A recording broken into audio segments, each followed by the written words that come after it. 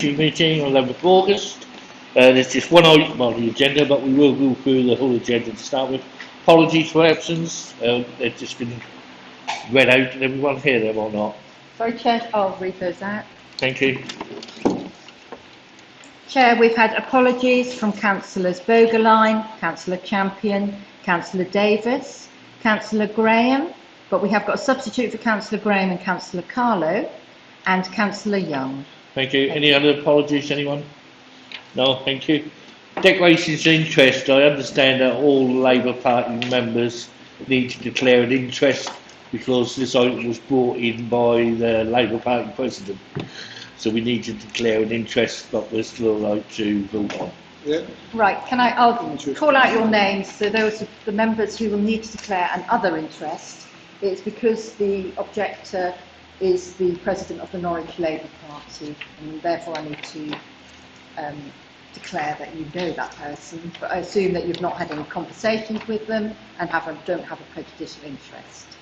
No. Okay, so that would be Councillors Driver, Councillor Mike Sands, Councillor Stukely, Councillor Sue Sands, Councillor Peake, Councillor Thomases.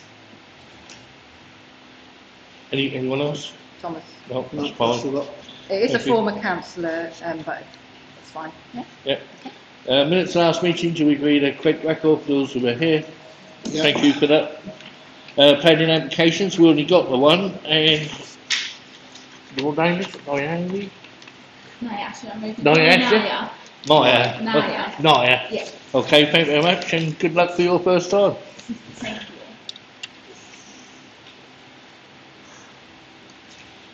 So the case under consideration today is at 31 Rockingham Road, and the application is retrospective for a single-storey rear extension. The subject property is a two-storey mid-terrace dwelling located southwest of Rockingham Road. The property is constructed using red brick, clay plant tiles, and white UPVC doors and windows. Property has an original frontage which is set back from the highway by a sizable front garden and parking area. At the back of the property there are two single-storey outbuildings and there is a passage on the east boundary of the property, and this provides access to the garden.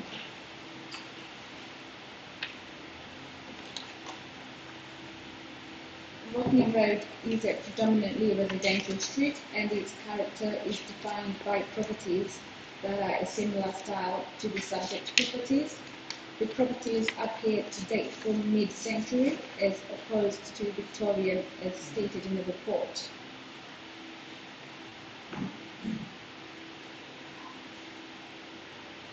So this application seeks to convert the existing outbuildings into additional living space, and this will be connected to the main dwelling. So you can see they've got just a block plan.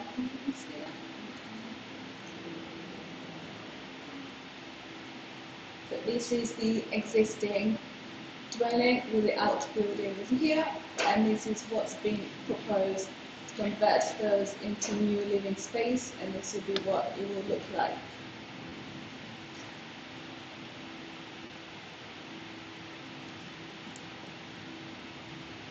Okay, so here this is the existing plan of the building. Here this is the main dwelling, and here are the outbuildings that are not connected to the main dwelling, and then along here we've got the passage with access to the back garden.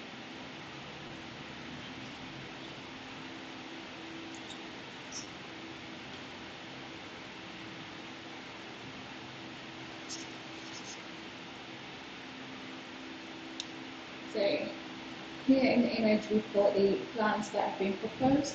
As you can see, this is a reasonable sized extension measuring 2.6 meters high, 5.2 meters wide and 6.1 meters deep. The extension is going to be connected to the main dwelling, and it will have a flat roof and finished off with white rendering and white UPVC doors and windows. This is the proposed plan. That's the new extension here, and that's the main dwelling that's connected. And here you still have the passage connecting to the garden with a new door that's been installed.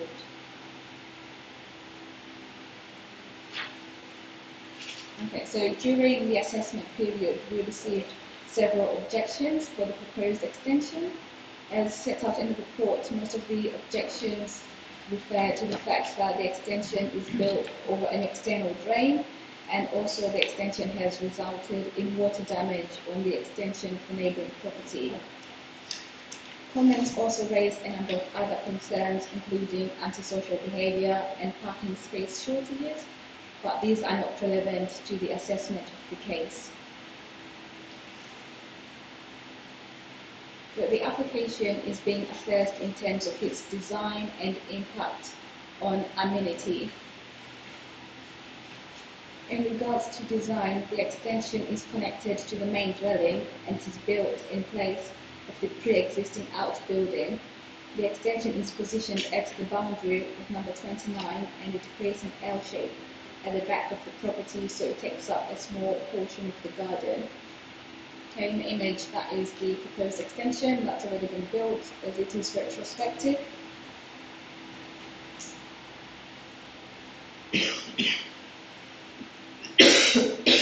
But the proposed extension is a similar scale to nearby extensions. It matches in length with the neighbouring extension, and the height is also very similar with only a few centimetre differences. The scale of the extension allows it to sit well in its surrounding environment, and it is not dominant or intrusive on the neighbouring properties. But I think the image is quite clear that the extensions are the same and the height difference is very, very minimum.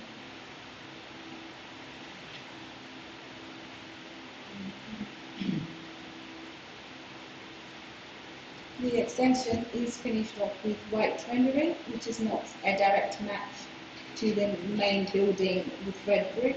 However, the rendering complements the red brick on the main dwelling.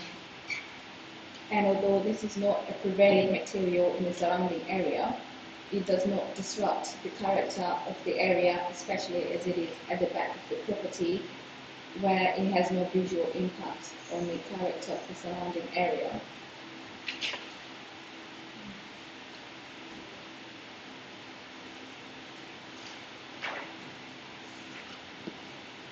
The flat roof proposed is in keeping with the roof style of extensions at the rear properties along Rockingham Road, and this is appropriate for an extension of this scale. The extension is mindful of the prevailing character of the area and does not disrupt the distinctiveness of the surrounding area.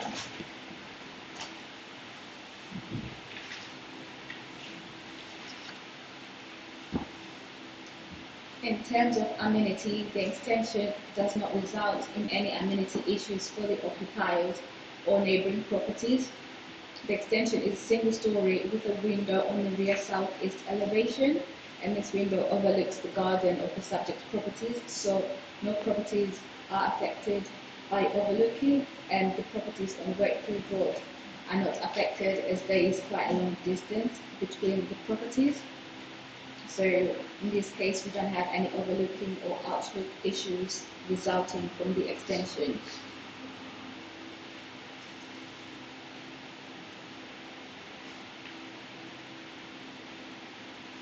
As previously mentioned, the extension is positioned on the northeast boundary and is aligned with the extension of the neighbouring property, so neighbouring properties are not affected by overshadowing.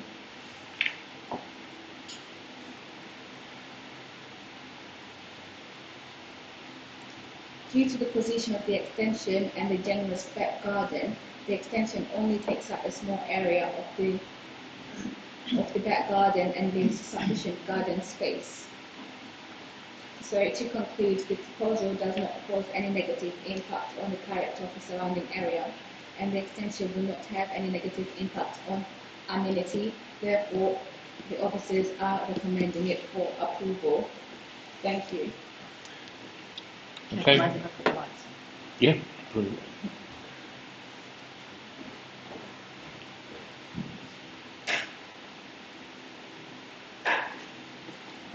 That's good, that. Questions to the officer? Any questions, anyone?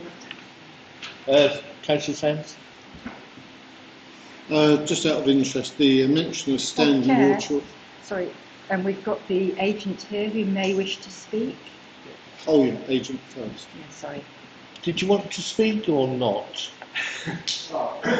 It's up to you. It's up to me if I let you. I will do. It's up to you if you want to.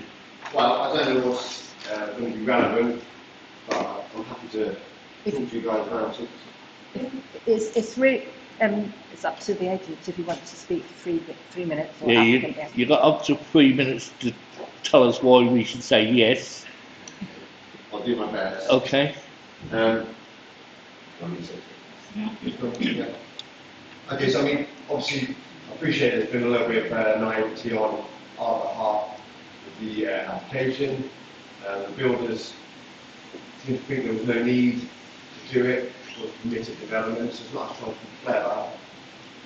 Obviously, the other thing is, I guess that's the way right. We've had everybody come out to this property that possibly come out to this property, and no one's had any real issues. Obviously, the next door neighbours is a person who, from what I can understand, tried to speak to the gentleman before we started the work, whilst we were doing the work, to try and appease him. It doesn't make anything I do or say seems to be enough for him. You're going to go on to some drainage issues, I imagine, at some point. I'm assuming, yes. I can tell you now we are dealing directly with Anglian Water. The application's going in. Again, it's a builder. I mean, I'm carrying a can here in the day. I'm fully aware of that. But the application's with Anglian Water at the moment. The kitchen is coming out. What they've built over it, they're going to get a new backfill and a new drain outside, or an inspection change, should I say, to give everything we built. But that's alongside Anglian Water coming out and telling us where everything's going to be and checking all the work as it goes along, basically. So, whilst it's not a perfect situation, I don't want to be here probably any more than you guys want to be here. We're working to put it right. I'm not trying to get on the wrong side of anybody here. I'm just trying to make sure that I work with you and with Anglian Water to get this situation sorted out. Extension, I mean, there's hundreds of those in that particular area. I can't believe that ours is so terrible. I mean, different to anybody else apart from not getting permission in the first place. But I'm just, surprised if there's any objections to that. I think, as I've already said, it's sort of in keeping, it's not upsetting anything there. Like I said, I've spoken to the next door neighbour. He doesn't want to know about any of the sort of things we've been trying to appease him, regarding roof heights and stuff like that. He just seems to want to be scoring for a fight, that's all I can say. And he's made my tenants life a bit miserable for the last 12 months.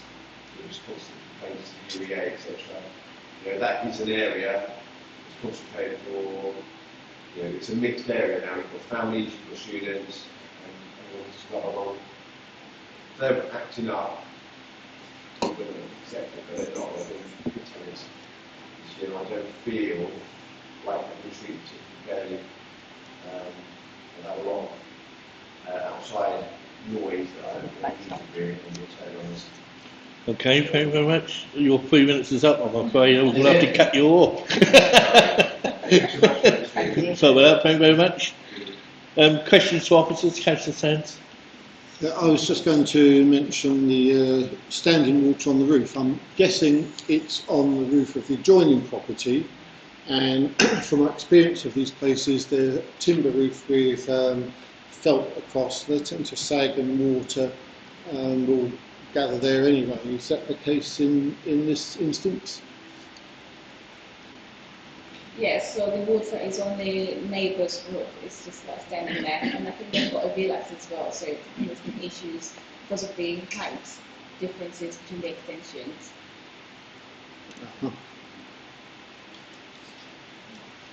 So that's a matter that's been spoken about with building control as well, so they're aware that there might need to be some changes to the way that roof drains. It previously drained into this subject property's garden, and it's no longer able to do so because of the extension. Yeah, but it's not something that needs to affect the planning application. Okay, Councillor Callum. Yeah, thank you very much. Yeah, yeah, thank you, Nye. You presented the application very well, so thank you. My question's a bit of an academic one, given that the extension's been built, but it's a general one in relating to flat roof extensions. And if it was coming to the committee and hadn't been developed as yet, whether we would be considering a green roof, because it seems very appropriate to have a green roof here, and indeed on all flat roof extensions in my view, because it would deal with the drainage, addresses climate change, nutrient neutrality and biodiversity.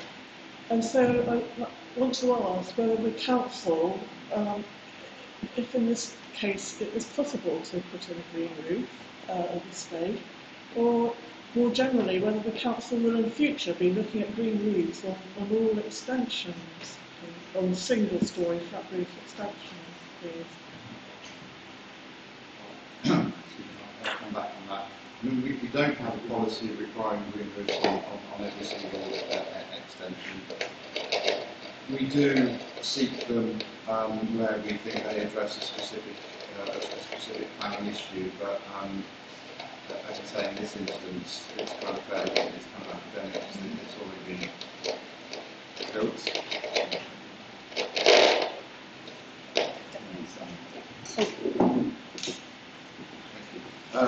Sorry, I haven't got. We don't seek applications. Yeah, we wouldn't seek automatically a green wall on every single planning extension. Right, okay, so that's maybe a policy change. Policy change.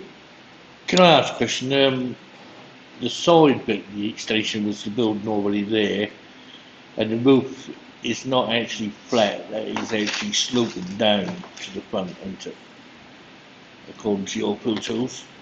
But if that piece got a slope on it, or not, that slopes down from the top to the bottom, doesn't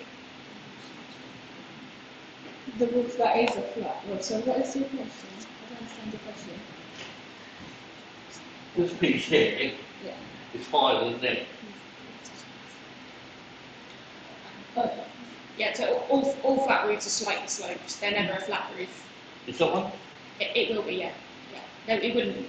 That's the one I was roofs asking. wouldn't function if they were actually flat. I used to be a roofer. Yeah.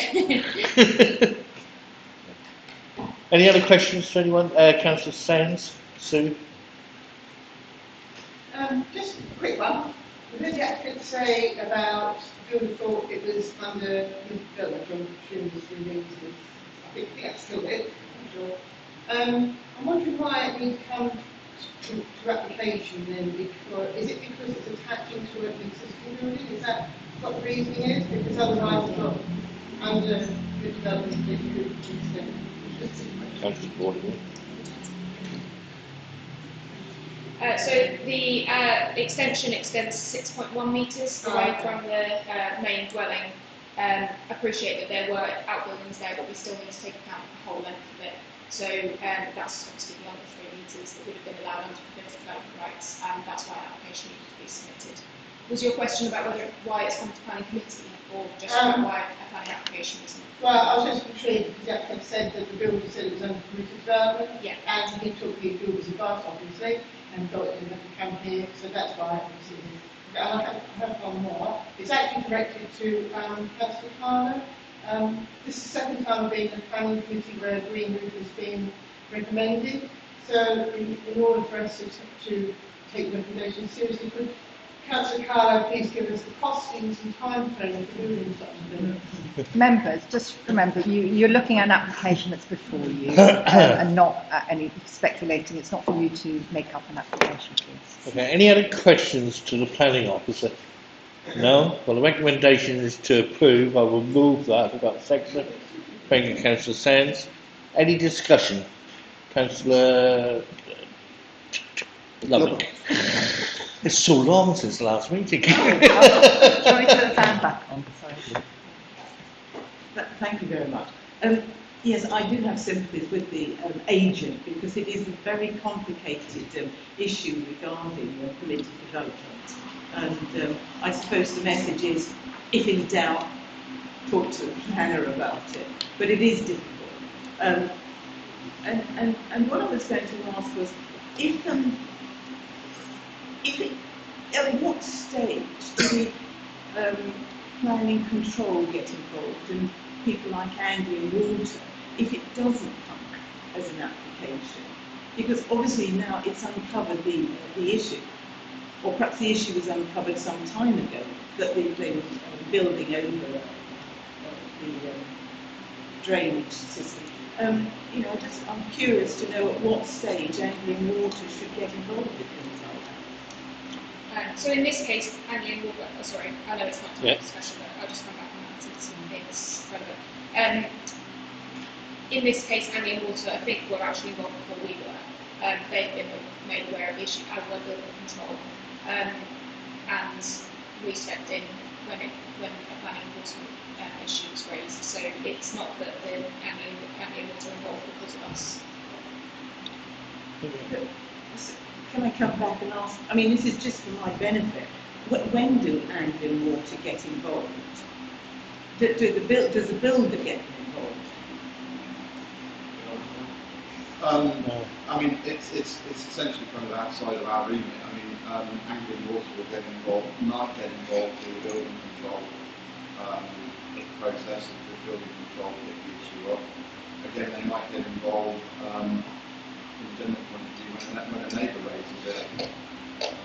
So they can, I think they should be involved before the building work takes place. But bigger than this, and they like us, they have a reactive approach to enforcement. Maybe a building control process or when a neighbour raises a issue. Sorry, Dave. I didn't hear your response. Okay. I said that they can get involved through different ways, either when a neighbour raises a more through the building control process. Okay, thank you. If I could just come back also to say that as this is used as a single dwelling house, as a C3, any changes in the capacity of the house will be picked up if they apply for a large HMO, and that's 6 or over. Yeah. So at the moment, neutrality would not kick in, even if it was to go to a small HMO. But if it did go to a larger HMO, is that when we would, in general, it would become part of the issue of neutrality, because it's another dwelling, it gives capacity for further people in the house. Sure, answer that question is yes. Right. I think that's awfully helpful, because a lot of this is going on at the moment, certainly in my ward, ordinary C3 going to a C4 and then perhaps on, but it's good to know at what stage, these things look in. But I've got no issue with this, I will be voting for it, and I understand all the history to it. It is a complicated situation, political development, and yeah, it's fine. Any other comments, anyone? Councillor Stupid.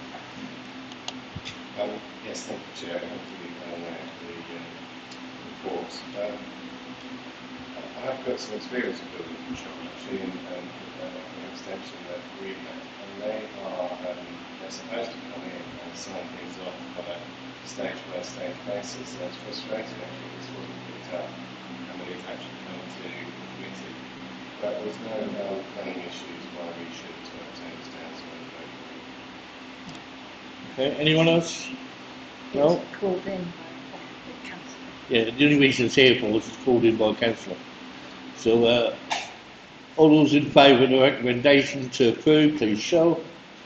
That's unanimous, Jackie. Thank you. Thank you. That's the end of the meeting. And that's the end of the